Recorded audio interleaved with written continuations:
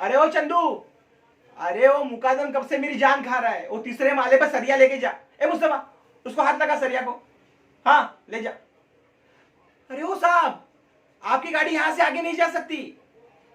अरे आपको समझना चाहिए, यहाँ पे कंस्ट्रक्शन का काम जारी है। आपको यहाँ से सिर्फ अपनी 11 नंबर की बस से जाना होगा, मतलब पैदल जाना होगा साहब। अरे समझिए ना आप। ए चंदू, उठा ना जल्दी। अरे साहब, आप यहाँ गाड़ी पार्क नहीं कर सकते। अरे आपको समझता कैसे नहीं, कंस्ट्रक्शन का काम जारी है।